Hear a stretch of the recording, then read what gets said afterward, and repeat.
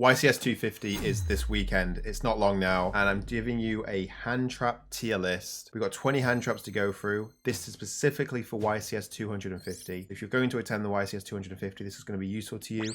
These are the hand traps. We've got 20 hand traps to digest to see if they're worth playing in the main deck, the side deck, or not at all. Guys, I'd appreciate it if you could like and subscribe. It means a lot. Costs you nothing, but it helps the channel a long way. My name's Quinsee. I topped the most recent World Championships. I got 5th place overall. I've got numerous YCS tops. I've got a lot of experience within Yu-Gi-Oh! I've played many YCSs. Let's start off with Ash Blossom. Now, Ash Blossom is one of the best cards right now in terms of hand traps. You can now stop Book of Eclipse, as well as stop a lot of decks and trying to achieve what they're trying to get to. It's good against Kashtira because it stops Theosis. It's also good against Spright because it stops Spright Starter. Ideally one of the best cards. I'd play 6 on my main deck if I could play 6. This card is a 100% main deck, and it should definitely be in your YCS deck list. Next up we have Bystials. Bystials aren't very good like they were before. Before they were very good, obviously, when 2 elements was running everywhere, plus allowed you to put a body on board while searching one in the end phase to allow you to have more interruption. These cards are quite weak. There's nothing ideally that you want to banish. So overall, I wouldn't play them, and I'm going to put it into the weak side. Every card that we decide not to play, I'm going to put in the weak side, or there would be a weak side deck option. Next, we have Contact C. Contact C is actually a pretty strong card. It's very good against Kashtira. It's very good against Branded. It's good against the top 2 decks, and I do think it's a strong side deck card. Next, we have Nibiru. Nibiru is a great card overall. It's very disruptive against combo decks, but the format currently now is lacking a lot of combo decks. So it isn't a strong main card. It isn't main 100%. Can it be a strong side deck card? It can definitely, especially in the later rounds of the tournament. Next up, we have DD Crow. DD Crow kind of acts the same as Bystials. Not very good. There's not really much that you want to banish right now. I would just move it to the weak side. Next, we have Draw and Lockbird. Now, Draw and Lockbird's very strong. It's great against Kashtira because they do search a lot. And once they search, you being able to draw them, it frees them for the turn. And that might be all you need to be able to slow them down.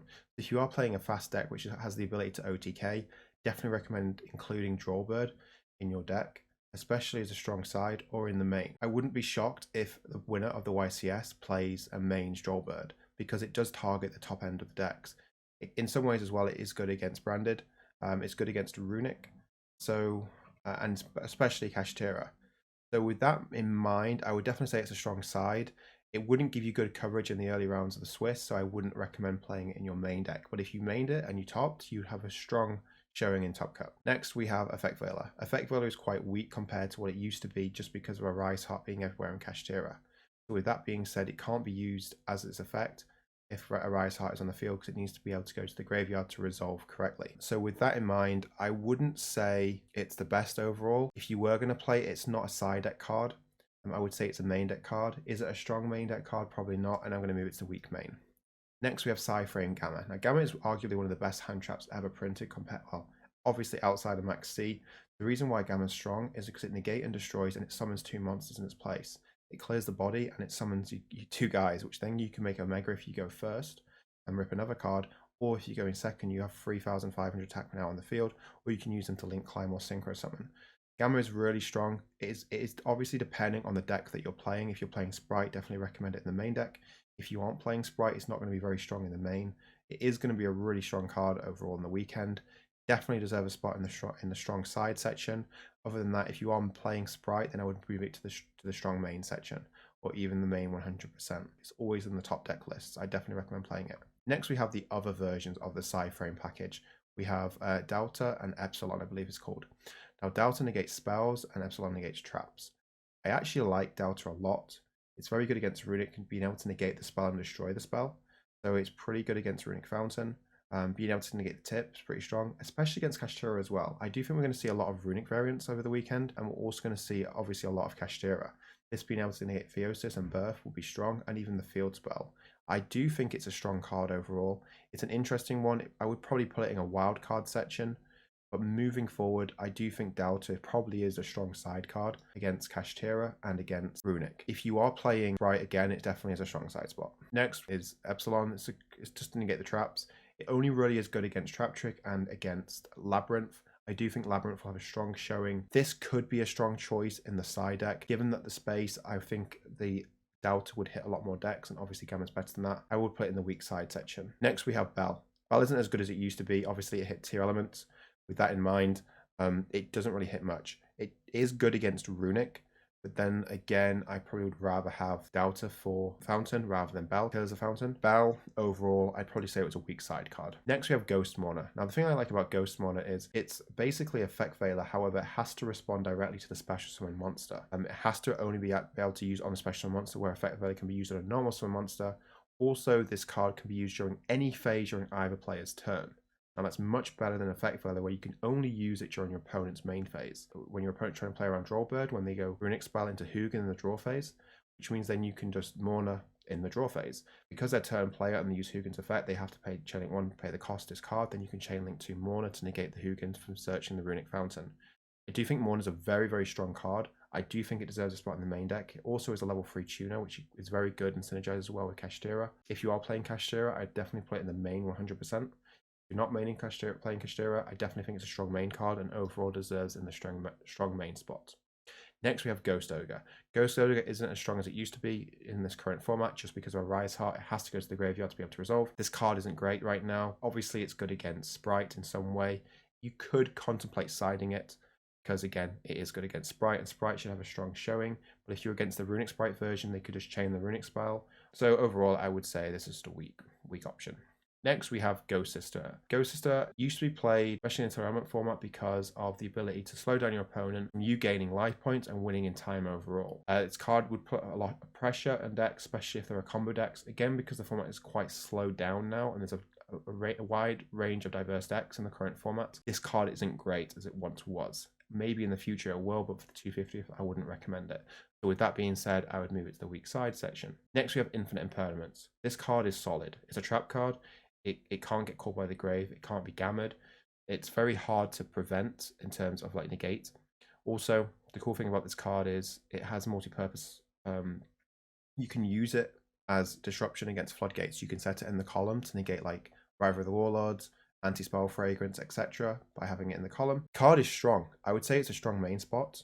And overall, I would put it in the strong main section.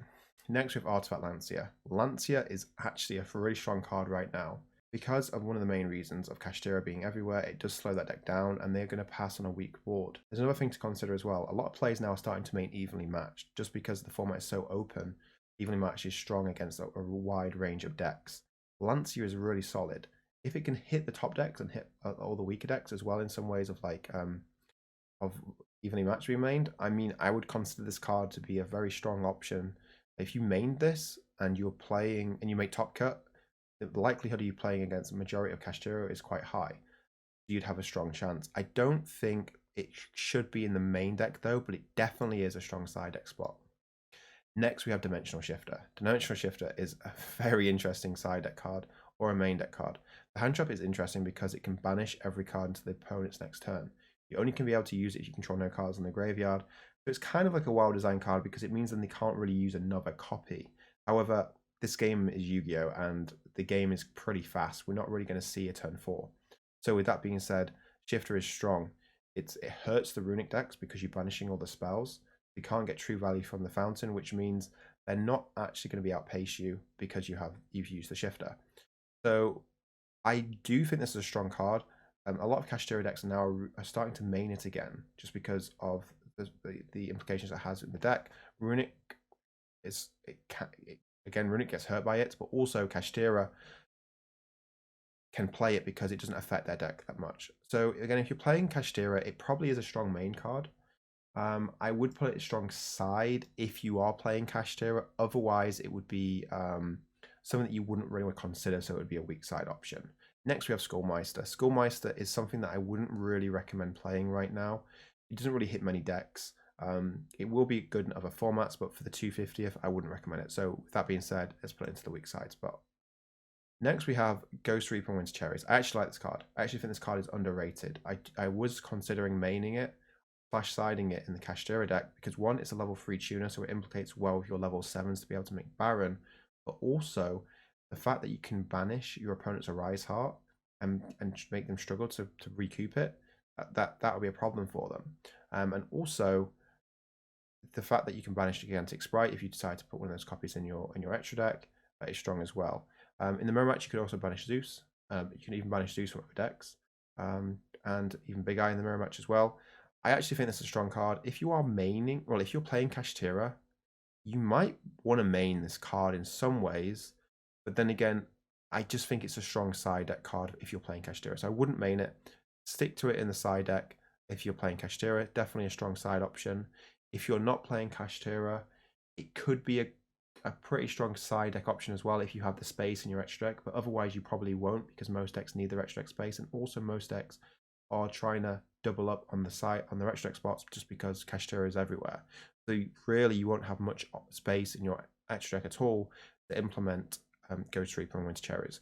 So with that being said, it is a weak side deck option in the coverage of decks, but if you're playing Kashtira, it's a strong side option. So right now, I will pull it in the weak side section, but if you're playing Kashtira, it's in the strong side section. Then finally, we have Chaos Hunter. It is pretty strong in some ways, obviously against Kashtira because they can't banish cards, which means they can't trigger their effects, and it can run over Fenrir, etc. But other than that, I wouldn't really say it's strong. But against Kashtira, I like it. I like it a lot. The fact that they can't banish anything. Some Kashtira decks are maining Kaiju, so if you do summon it, they could just Kaiju in their turn and get rid of it straight away. But other than that, if this just sticks, it's really hard to clear. Nothing's going to really be able to get rid of it. So I'm actually going to say it's a strong side option for the weekend. I haven't tested it yet, but in theory and logic, I would recommend it. So with that being said, test it. Let me know what you think in the comments. Guys, I hope you enjoyed the video. Don't forget to subscribe. Comment with what sort of tier list you want me to make next for the 250th. All right, guys, good luck in the event. I hope you all crush. Peace.